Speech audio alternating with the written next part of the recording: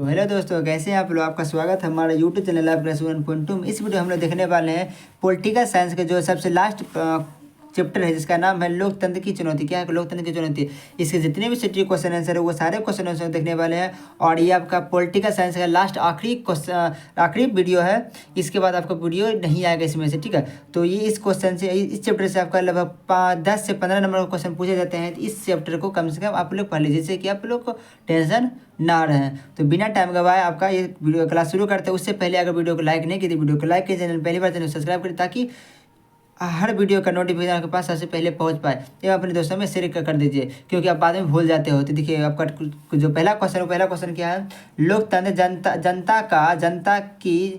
जनता के द्वारा और जनता के लिए शासन है कैसे? ये देखिए बहुत इंपॉर्टेंट क्वेश्चन है। ये जो भाषा दिया है, ये जो आपका दिया जनता लोकतंत्र जनता के द्वारा जनता के लिए, ये सबसे अच्छा जो लोकतंत्र का कहता है, किन्होंने दिया है इसका परिभाषा? तो ये दिए थे अब्राहम लिंकन ने। किसने दिया? अब्राहम लिंकन ने। देखिए इसका जो क्वेश्चन दिया गया, इस क्वेश्चन का आंसर क्या हो जाएगा?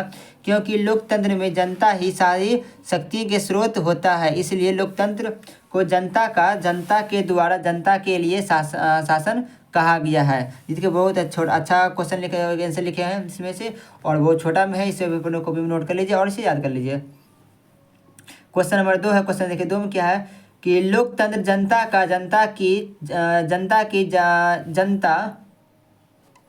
जनता के द्वारा और जनता के लिए शासन है कैसे? तो इसका आंसर हो जाएगा क्या? केंद्र और राज्यों के बीच आपसी टकराव के जन कल्याणकारी योजनाओं शिक्षा, जाति भेदभाव, लिंग भेद, नारी शोषण, बल मजदूरी एवं सामाजिक कुरीतियाँ इत्यादि के सुचारू रूप से कल्याणबद्ध में बाधा पहुंचाती है। कोई भी अपेक्षित लक्ष्य हासिल करने के लिए केंद्र और राज्य सरकारों के बीच बेहतर सामंजस्य एवं तालमेल अति आवश्यक है। उसके क्वेश्चन नंबर 2 है। देखिए बहुत इंपॉर्टेंट क्वेश्चन है ये। क्वेश्चन आपका जो है बहुत इंपॉर्टेंट क्वेश्चन है। मोस्ट VVI क्वेश्चन इसमें लगा सकते हो। परिवारवाद क्या है? देखिए परिवारवाद क्या है, इसका पूछा गया है। परिवारवाद एक ऐसी विचारधारा है जो विशेषकर राजनीतिक के क्षेत्र में देखा जाता है, जिसके अंदर का परिवार का कोई व्यक्ति जनप्रतिनिधित्व बन जाता है तो हमेशा यही प्रयास करता है कि उसके परिवार का ही कोई उस पद पर बना रहे। उसे क्या बोलते हैं? परिवारवाद कहते हैं। क्या बोला गया? परिवारवाद क्या होता है?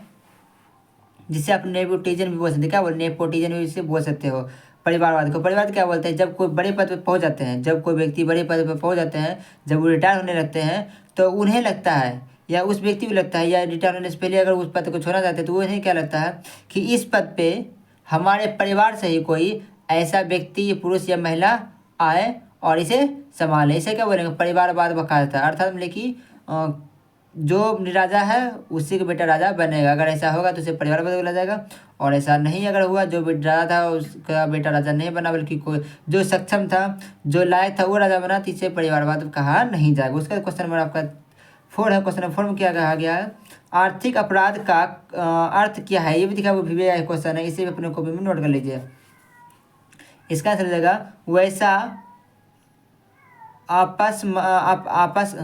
अपसमझों आर्थिक कारणों के लिए होती है, जैसे बैंक डकैती, क्लर्क अफसर द्वारा घूस लेना, सरकारी खजाने का दुरुपयोग करना ही सरकारी संपत्ति को हड़पना इत्यादि कहलाता है। ठीक है, इत्यादि कहलाता है। क्या बोला गया? आर्थिक अपराध का अर्थ क्या है? आर्थिक अपराध का अर्थ क्या है? जब कोई व्यक्ति घूस लेते हैं या कुछ गलत काम कर लेते हैं, ठीक है, इसमें घूस ही ले सकते हैं, लेकिन किसी का काम निकालने के लिए दरोगा है, किसी से पैसा ले लेते हैं, या कोई बड़े से पद में है जो BBC है, वो भी कुछ पैसा ले लेते हैं। इसे क्या बोला जाएगा? इससे बोला जाएगा आपको आर्थिक अपराध का अर्थ माना जाएगा। ठीक, उसके अगला क्वेश्चन है। क्वेश्चन अगला देखिए, अगला क्वेश्चन 5 क्या? सूचना को अधिकार का कानून लोकतंत्र का रखवाला है कैसे? ये देखिए VVI क्वेश्चन है। इसे अपने कॉपी में नोट कर लीजिए। इसका क्या? सूचना अधिकार के द्वारा नागरिकों को अपने कार्य को और शासन प्रणाली को सामाजिक करता है। लोकतंत्र में देश की जनता यह अपेक्षा करती है कि सरकार पूरी ईमानदारी और कर्तव्य निष्ठा के साथ अपने दायित्व का पालन करेगी। उसके क्वेश्चन आपका दिखेगा। अगला क्वेश्चन क्या, क्वेश्चन नंबर 6 है लोकतंत्र से क्या बोला गया। लोकतंत्र से सबको ये नहीं दिख रहा होगा, आपको दिख रहा होगा। नेक्स्ट क्वेश्चन क्या है, लोकतंत्र से आप क्या समझते हैं। ये देखिए आपको इंपॉर्टेंट क्वेश्चन है कि लोकतंत्र से आप क्या समझते हैं, ये पूछा गया। और बहुत इंपॉर्टेंट क्वेश्चन है जो आपका चैप्टर है वही चैप्टर पूछा कि लोकतंत्र है क्या, आखिर ये होता क्या है। इसे देख लेना क्या है। लोकतंत्र एक ऐसी शासन प्रणाली है जिसके अंतर्गत जनता अपनी स्वेच्छा से निर्वाचन में आए किसी भी उम्मीदवार को मत देकर अपना प्रतिनिधि चुन लेते हैं। उसे क्या बोले, लोकतंत्र बोले जाते हैं। इसमें सभी लोग सभी लोग को छूट मिला, उसे जो पसंद है वो करेगा, जिसको वोट देना है उसे वोट देना है, जिसको ये पसंद है उन्हीं को करने, उसे क्या बोलते हैं, उसे बोला जाएगा आपको लोकतंत्र। उसका क्वेश्चन नंबर 7 है, ये देखिए आपका इम्पोर्टेंट क्वेश्चन है, गठबंधन की राजनीति कैसे लोकतंत्र को प्रभावित करती है। देखिए आपका इम्पोर्टेंट क्वेश्चन है, इसका देखिए आंसर क्या हो जाएगा, आपका आंसर हो जाएगा, इसका आंसर हो जाएगा गठबंधन की राजनीति में कई राजनीतिक दल मिलकर सरकार बनाती है। ऐसे सरकार में शामिल सभी राजनीतिक दलों का नीति एवं उद्देश्य अलग अलग होता है। इन उद्देश्यों और नीतियों को पूरा करने के लिए सभी राजनीतिक दल सरकार पर दबाव बनाती है, जिससे लोकतंत्र प्रभावित होती है। क्या बोला गया, गठबंधन सरकार देखिए कैसे बनती है। जब कोई पुरुष या महिला खड़े होती है अपने पद के लिए और उस महिला को दोनों मिला के जितना आपको पुराना था या जिस एक व्यक्ति को पुराना था, दोनों मिला के नहीं पूरा पाया, जैसे क्या बोले आपको सीएम पद पे नहीं रह पाइएगा। तो उन्होंने क्या किया, अपने दोस्तों से क्या बोले, उन्होंने हेल्प मांगे। उन्होंने उनके दोस्त ने क्या किया,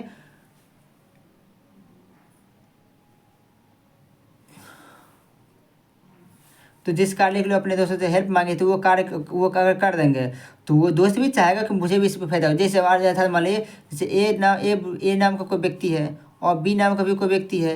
ए नाम की जो व्यक्ति है वो अपना कुछ बनाना चाहती है, वो कुछ कार्य करना चाहती है, और इसके पास इतना इसको पूर्णा चाहिए उतना पैसा है नहीं, तो ये इससे क्या लेंगे, बी वाले से हेल्प मांगे, बी वाले से क्या मांगेंगे, हेल्प मांगे, तो ये दोनों मिलकर जो करेंगे। तो कोई जो काम है, जो कोई कार्य है, कोई वर्क है, जो उस वर्क को करने के लिए ए बी दोनों का समर्थन मिला, क्या हो, दोनों का समर्थन मिला। तो अगर ए वाले इस कार्य में कुछ गलत करेगा या किसी से घूस वगैरह लेगा तो बी वाले उसे रोकेगा, या बी वाले कुछ गलत करेंगे तो ये से रोकेंगे और बोले अगर तुम गलत करोगे तो हम तुम्हारे साथ नहीं रहेंगे। तो ये क्या करेंगे, इसे डरेंगे, एक दूसरे से क्या डरेंगे। उसे क्या है, गठबंधन सरकार की राजनीति में कैसे लोकतंत्र में प्रभावित करती है। गठबंधन सरकार कैसे बनती है, जब कोई व्यक्ति अपने उस पद के लिए खड़े होते हैं, चुनाव लड़ते हैं, और उस व्यक्ति को अगर जितना वोट उन्हें चाहिए उतना वोट उन्हें नहीं मिलता है, उतना सीट नहीं मिलती है, तो क्या करते हैं, दूसरे दल से राजनीतिक दल से उन्होंने क्या करते हैं, उससे सहायता लेते हैं और अपना बहुमत पाते हैं, और अपना बहुमत पा करके अपना सरकार खड़ा करती है। तो जब सरकार खड़ा करती है तो जो सरकार बनी है और जिन्होंने उनका हेल्प किया है, तो वो हेल्प जो किया उन्होंने, तो वो भी तो कुछ चाहेंगे कि मुझे भी कुछ मिले, और अगर आप ये गलत करेंगे तो वो क्या करेंगे, रोकेंगे, अपना बहुमत वापस ले लेंगे। अपने जब बहुमत वो वापस ले लेंगे तो वो पद से हटा सकते हैं। इसे क्या बोलते हैं, गठबंधन की सरकार राजनीति को लोकतंत्र में प्रभावित करती है। उसके बाद आपका जो नेक्स्ट क्वेश्चन नंबर 8 है वो देखिए क्या है। उससे क्वेश्चन नंबर 8 में है, नेपाल में किस तरह की शासन व्यवस्था है। लोकतंत्र की स्थापना में वहाँ क्या क्या बाधाएं हैं। इसका देखिए आंसर हो जाएगा, नेपाल में अभी लोकतंत्र शासन है। नेपाल में पुराने राजतंत्र को खत्म कर वहाँ लोकतंत्र शासन व्यवस्था का स्थापना किया गया है। नेपाल में एक सफल लोकतंत्र की स्थापना में बाधाएं, अशिक्षा, लोकतंत्र के प्रति जनता का उदासीनता, गरीबी, जनता का जागरूक न होना आदि। उसके बाद अगला क्वेश्चन देखिए अगला क्या है, क्वेश्चन नंबर 9 है, क्या शिक्षा का अभाव, शिक्षा का ये आपका क्या लिखा हुआ है, क्या शिक्षा का अभाव लोकतंत्र के लिए चुनौती है। तो देखिए ये आपको बहुत इंपॉर्टेंट क्वेश्चन है कि शिक्षा जो अभाव है वो लोकतंत्र के लिए चुनौती है। देखिए कैसे है, हाँ, शिक्षा का अभाव लोकतंत्र के लिए चुनौती है। शिक्षा के माध्यम से ही नागरिकों में जागरूकता लाया जा सकता है। एक शिक्षित व्यक्ति अपने कर्तव्य और अधिकारों के प्रति जागरूक रहता है तथा योग्य सरकार का चुनाव करता है। अतः कह सकते हैं कि शिक्षा का अभाव लोकतंत्र के लिए चुनौती है। अगर इसे इसे भी ले सकते हो। और इसमें क्या बोला गया, क्या शिक्षा का अभाव लोकतंत्र के लिए चुनौती है, तो हम लिखेंगे हाँ, शिक्षा का अभाव लोकतंत्र के लिए चुनौती है। यह कथन बिल्कुल सत्य है। शिक्षा जो अभाव है वो लोकतंत्र के लिए चुनौती है, यह कथन बिल्कुल सत्य है। क्योंकि कोई शिक्षित अगर व्यक्ति है तो वही अपने कर्तव्य को पूरा कर सकती है। अपने जो वोट है वो किसी जो अच्छे सरकार है, जो अच्छे दल के नेता है उसे वोट डालेंगे।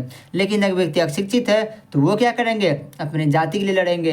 भाई हमारा जाति का है, हम इसे वोट देंगे, भाई कितना क्रिमिनल क्यों ना रहे, लेकिन अगर उसके जाति का है तो अशिक्षित व्यक्ति उसे वोट देंगे जो कि उसके जाति से है, या जो इसने उन्हें दारू पिला दिया, पैसा पिला दिया, ड्रिंक करवा दिया या मुर्गा महली खिलवा दिया और अपना वोट ले लिया।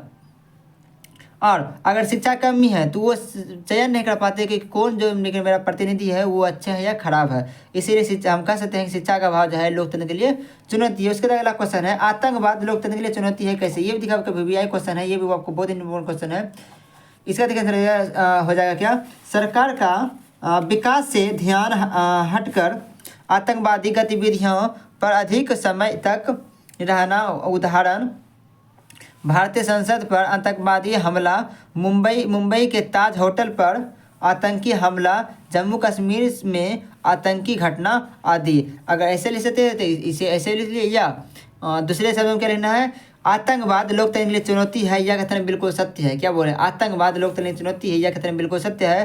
क्योंकि क्या बोला, क्योंकि हम देखते हैं कि आतंकवाद अपना आतंकी उस समय फैलाते हैं जब देश के अंदर चुनाव चल रहा होता है, तब उस समय क्या करते हैं, वो अपना आतंकी फैलाते हैं और जगह जगह पे गोली बमबारी बेरा करवाते हैं। गोली बमबारी लाठीचार्ज लोगों पे करते हैं, जिससे कि जनता डर जाते हैं और अपना वोट डालने नहीं जा पाते। जिससे क्या होता है, गलत प्रतिनिधि का चयन होता है और वो जब वो प्रतिनिधि बनते हैं तो अपने देश को ही खोखला करने लगता है। इससे हम कह सकते हैं कि आतंकवाद लोकतंत्र के लिए चुनौती है। उसके नेक्स्ट क्वेश्चन क्या है,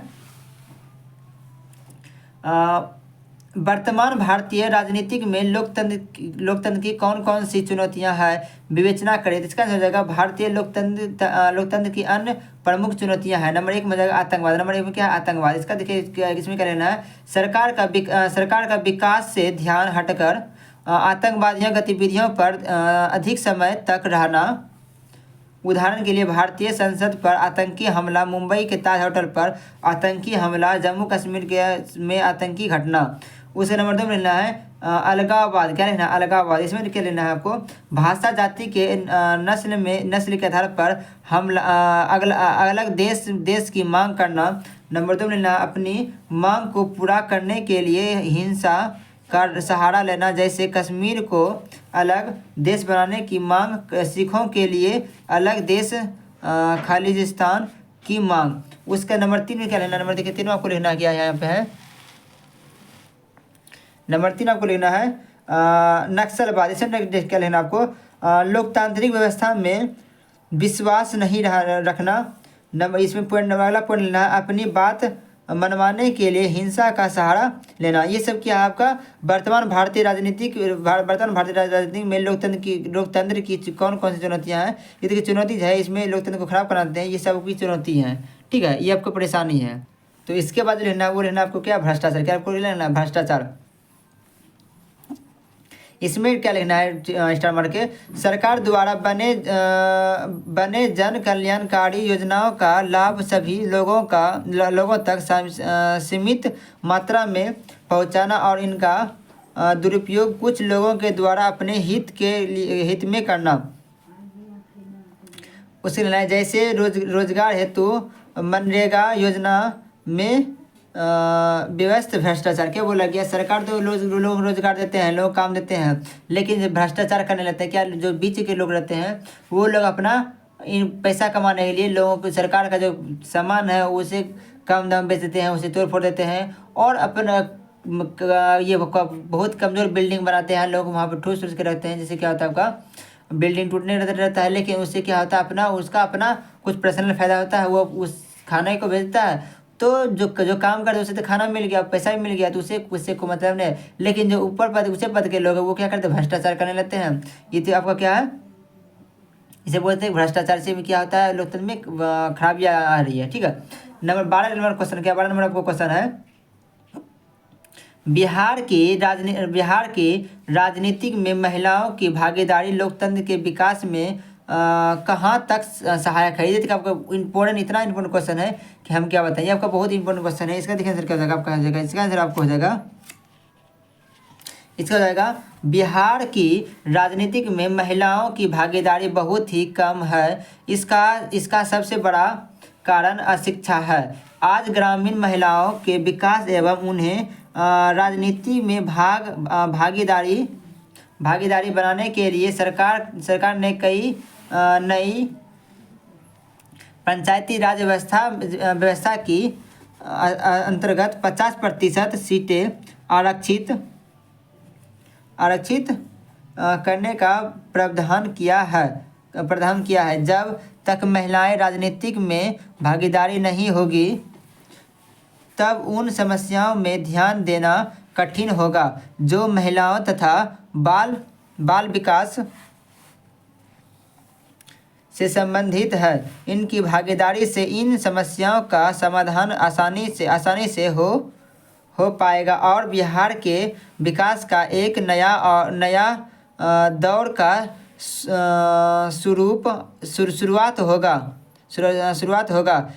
इस प्रकार बिहार की राजनीतिक में महिलाओं की भागीदारी सर्वाधिक महत्वपूर्ण है, जिससे बिहार और भी तेजी से विकास कर पाएगा। उसके बाद जो अगला क्वेश्चन है, क्वेश्चन नंबर 13 है, क्या चुने हुए शासक लोकतंत्र में अपनी मर्जी से सब कुछ कर सकते हैं। तो इसका आंसर आपका क्या हो जाएगा, इसका आंसर आपका हो जाएगा, किसी भी लोकतंत्र में चुने गए शासन अपनी मर्जी से सब कुछ नहीं कर सकता, क्योंकि वह जनता के प्रति उत्तरदायी होते हैं कि इसके अधिकारों एवं सीमाओं को भी कानूनी तौर पर नियंत्रित कर दी जाती है। चुने गए शासक को मनमानी करने से विपक्ष भी काफ़ी हद तक रोकता है। विपक्षी दल भी शासन को उनके अधिकारों एवं सीमाओं के बाद दिलाते रहता है एवं उन्हें अपनी मर्जी से कार्य को करने से रोकता है। इसके अतिरिक्त जनता को भी यह अधिकार होता है कि जब भी कोई शासन अपनी मर्जी से शुरू कार्य करे तो ऐसे स्थिति में जनता आंदोलन के माध्यम से शासन को मनमानी करने से रोक सकता है। उसके अगला क्वेश्चन आपका जो 14 नंबर क्वेश्चन है और आपका लास्ट आखिरी प्रश्न, इसका आंसर क्वेश्चन क्या है, न्यायपालिका की भूमिका लोकतंत्र की चुनौती है कैसे। इसके आधार पर इसके सुधार के उपाय क्या है। इसका आंसर रहेगा क्या, न्यायपालिका की प्रमुख भूमिका यह है कि वह कानून के शासन की रक्षा और कानून की सर्वोच्चता को सुनिश्चित करे। न्यायपालिका व्यक्ति के अधिकारों की रक्षा करती है, विवादों को कानून के अनुसार हल करती है और यह निश्चित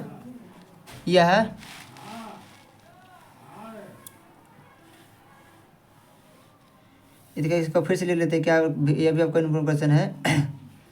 न्यायपालिका की भूमिका लोकतंत्र की चुनौती है कैसे, इसके सुधार के उपाय लिखे। इसका क्या, न्यायपालिका की प्रमुख भूमिका यह है कि वह कानून के शासन की रक्षा और कानून की सर्वोच्चता को सुनिश्चित करे। न्यायपालिका व्यक्ति के अधिकारों की रक्षा करती है, विवादों को कानून के अनुसार हल करती है और यह सुनिश्चित करती है कि लोकतंत्र की जगह किसी एक व्यक्ति या समूह की तानाशाही ना रहे। और ये देखिए आपका इम्पोर्टेंट क्वेश्चन है, इसे अपने कॉपी में नोट कर लीजिए और इसे अपने याद कर लीजिए।